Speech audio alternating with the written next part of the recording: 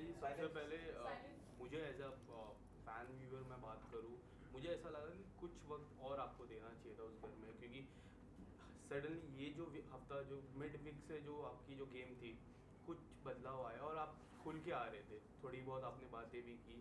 आपको क्या लगता है कि आपको और समय मिलना चाहिए था उस घर में क्या? और किस तरह फेयर लगा ये इविक्शन, अनफेयर लगा आपके लिए? देखिए, मुझे तो सच बोलूँ, मुझे लगता कि हाँ, मैं खुल के आ रही थी। हम्म, मैंने पहले से ही कहा था कि मैं बहुत जल्दी खुलती नहीं हूँ किसी के साथ भी, थोड़ा वक़्त लगता है मुझे। बट हाँ, मुझे ये फ़ेयर नहीं लगा क्योंकि इस तरीके से मुझे निकलना था, वो मेरे लिए बड़ा तकलीफ़ रहा है।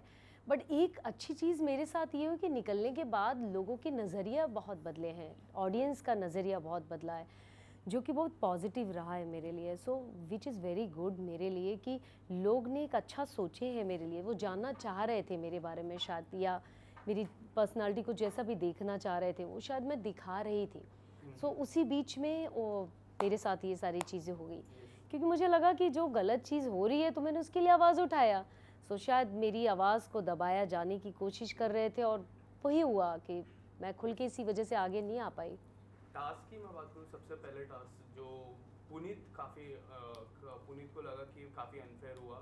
मुझे पुनीत का तो पता नहीं, मुझे एक हिसाब से जो पूजा जी को सबसे जो लास्ट आई घर पे, उनको सबसे ज़्यादा करेंसी दी और उनको अंदर गए, वो कितना फेयर था आपके लिए कि उनको सबसे हाईएस्ट करेंसी, ना जनता से कुछ उन्होंने बात की, वो जनता के पैनल में बैठे थे, वो आपके लिए कितना एक वर्ड होता है नेपोटिज्म, वो कितना लग रहा था आपको?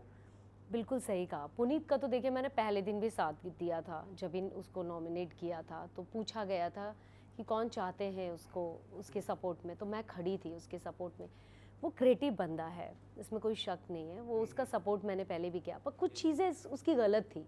कुछ चीज़ें जैसे मुझे भी लगा कि मैं उसको समझाती थी, वो मेरी बात समझता भी था। अब तो वो मुझे बोलता भी था, हँस के निकल जाता था, थोड़े टाइम के बाद फिर वही हरकत करता था, वो सेम चीज़। उसको बिग बॉस के लिए गलत बोलना या कुछ चीज़ें वो बहुत ज़्यादा हो गई थी उसकी, बट वो इंसान बहुत अच्छा था। मुझे लगता कि वो खेलता तो शायद बहुत आगे जाता, क्योंकि उसकी चीज़ें थी एंटरटेनमेंट, मस्ती, मज़ाक, वो पूरे माहौल में अकेला सिंगल एक आदमी लेके जा सकता था। राइट। बट उसको भी निकालना, वो कुछ जगह मुझे सही लगा, कुछ गलत इसलिए लगा कि जैसे कि पूजा जी ने मुझे आके बोला कि उसने बाथरूम इतना गंदा किया, जो कि मुझे नहीं पता था। सो मैंने फिर बोला कि यदि उसने ऐसा किया है तो 100% गलत किया है, उसकी क्या इंटेंशन थी मुझे नहीं पता, क्योंकि मैं बाथरूम में जाके नहीं देखी कि क्या कंडीशन थी। बस मुझे उन्हीं के लोग के ग्रुप के लोगों ने बताया कि इतना गंदा बाथरूम था। मैंने अभिषेक से भी पूछा कि बाथरूम इतना गंदा था, उसने वाकई में करके गया? तो अभिषेक ने बोला दी मुझे नहीं पता कि क्या था, बट मैं अभिषेक तो खड़े थे हम उसके साथ राइट। में, और कुछ चीज़ों में था वो ओवर, बट मुझे लगता है उसको होना चाहिए था। मतलब बाथरूम की मैं बात करूँ, एक छोटा सा मुद्दा था, मुझे ऐसा लगा कि हो जाता है कभी, ये बाथरूम नहीं तो मेल के बाथरूम में आप चले गए, तो उसको लेके कोई बड़ी बात बनाने की कोशिश थी घर वालों की तरफ से। आपको ऐसा लगा कि आपने बोला कि मैं भूल गई, मैंने ये जानबूझ के नहीं किया, तो आप अगर कुछ बताना चाहोगे तो उस पर क्या होगा? हाँ जी। सो देखिए, मैं पहली बात तो मैं खुद रूल्स बहुत फ़ॉलो करती थी, जहाँ मेरी गलती होती थी तो मैं बिग बॉस को खुद बोलती थी आई एम सॉरी, मेरे से गलती हुई है। और बहुत सारी चीज़ें थी कि मैं उस टाइम अभिषेक की तबीयत ख़राब थी, उसके कुछ कपड़े उसको धोने थे, उसके पास थे नहीं। सो मैंने ली, मैं जा रही हूँ धोने, तो मुझे दे दे, मैं धो देती हूँ तेरे कपड़े, क्योंकि मुझे उससे प्यार, एक ब्रदर वाला फीलिंग्स आ गई थी और मुझे उसके साथ अच्छा फ़ील हो रहा था। मैंने ठीक है, मेरा भाई है, ठीक है, कपड़े धो देती हूँ। हालाँकि मुझे भी नहीं आते हाथ से धोते कपड़े। सच बताऊँ, मैंने अपनी लाइफ़ में हाथ से तो नहीं धोए हैं कपड़े। दुनिया का सब काम कर सकती हूँ, बस कपड़े नहीं धो सकती हूँ, क्योंकि वो जो बैठ के प्रॉब्लम होती है ना, ऐसे-ऐसे करके, वो मुझे भी नहीं आता है। बट मैं धो के निकली, और उस टाइम पे मेरे टाइम ऐसा चल रहा था कि मैं वो शावर लेके वो सैनिटरी पैड भूल गई, यस। दरवाजे के पीछे था, और एकदम मैंने कॉर्नर पे रखा था कि बाथरूम कहीं गंदा नहीं होना चाहिए, कहीं कॉर्नर पे मैंने साइड में रख दिया, और मैं निकल गई, कपड़े लेके, शावर लेके, सब सामान अमान उठा के बाहर निकल गई। उसके बाद मुझे आकांक्षा आके बोलती कि तुमने ऐसा किया क्योंकि वो, मैंने लिया ऑफ कोर्स मैं ही नहीं किया होगा, क्योंकि मैं ही नहीं रख के आई थी। फिर मैं भागी, तुरंत मैं भागी, झाड़ू उठाई और पूरा लेके सर्फ सर्फ से पूरा बाथरूम धोया। धोने के बाद मैंने सॉरी बोला, बट उस सॉरी के बाद उनके दिमाग में इतनी नेगेटिविटी थी मुझे लेके, कि मैं उस चीज़ से शॉक्ड होगी कि एक औरत को कितना बदनाम आप पब्लिकली कर रहे हो। ये बात मैं इसलिए बोल रही हूँ क्योंकि अब चूंकि बात आई है तो बोलना पड़ेगा, वरना मैं कभी नहीं ये बात बोलती। बट उन्होंने मुझे इस चीज़ का मुद्दा कि इसकी इंटेंशन थी, पूजा जी को परेशान करना चाहती थी, पूजा जी को ये नीच औरत है, इस तरीके की जो हरकत किया, वो मुझे बड़ा तकलीफ़ हुई। लिटरली मुझे बहुत तकलीफ़ हुई कि मेरी ऐसी इंटेंशन नहीं थी। मैंने पहले भी कहा यदि मुझे करना होगा तो मैं मुँह पे रख के आ जाऊँगी, सामने रख के आऊँगी, मुझे डर नहीं लगेगा किसी से। बट मुझे ये छोटी हरकत से मैं बड़ी नहीं बन सकती हूँ।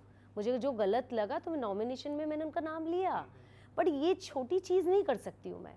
तो उनके दिमाग में ये था, इसका मतलब आप सोच सकते हो, मतलब आप भी कहीं ना कहीं ऐसी हरकत करते आए होगे तभी आपने सोचा है।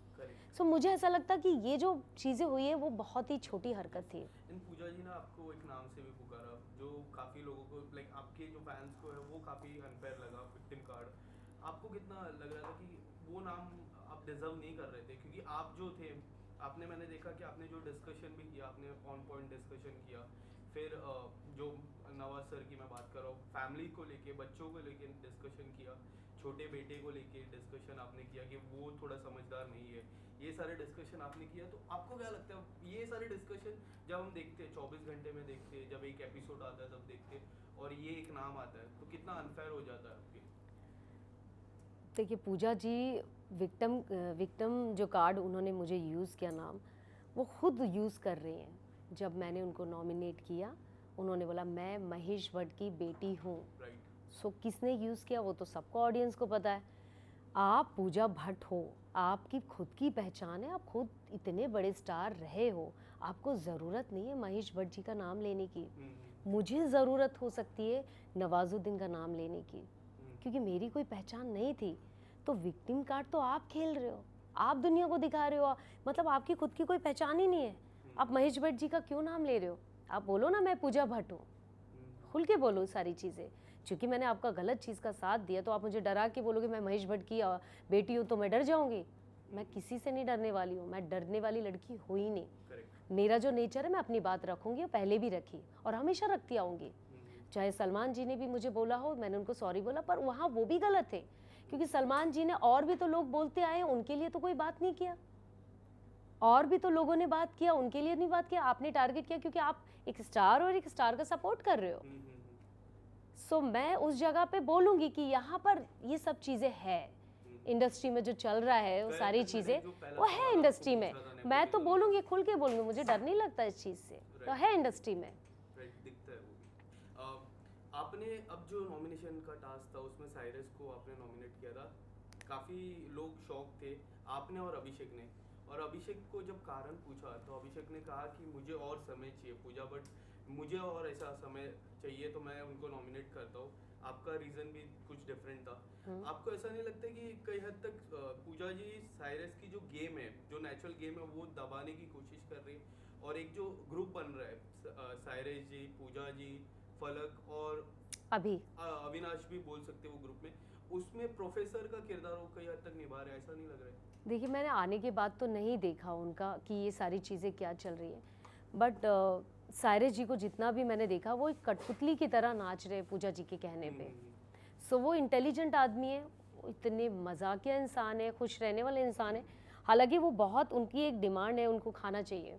हम लोग अपना खाना छोड़ के, हमने अपना खाना, हम लोग को चिकन, मुझे तो एवरीडे चिकन चाहिए, बट हमें लगता था ठीक है यार एक आदमी की नीड है, वो एक्सरसाइज करो, छोड़ दो, जाने दो जाने दो। हम लोग ने सबने कॉम्प्रोमाइज़ किया उनके लिए, बट मुझे लगता है उनको भी समझदारी से चलना चाहिए कि हम ऐसे हालात में आए हैं जहाँ हमें सर्वाइव करना है, हमें अपनी चीज़ों को थोड़ा कम करना चाहिए, अपनी डिज़ायर, अपनी चीज़ें। यदि मैं बोलूँ कि यार मैं तो बिस्तर में सोती, आप मुझे ज़मीन पे क्यों सुला रहे हो?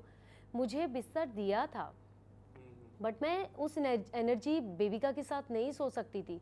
एक दिन के बाद मैं नीचे अपना सोफे में, जहाँ मेरा पैर आधा फिट निकल रहा था, पूरी रात मेरा पैर सुन्न रहता था, पर मैं उसके साथ नहीं सोना चाहती थी। फिर फाइनली मैं नीचे जाके सोने लगी।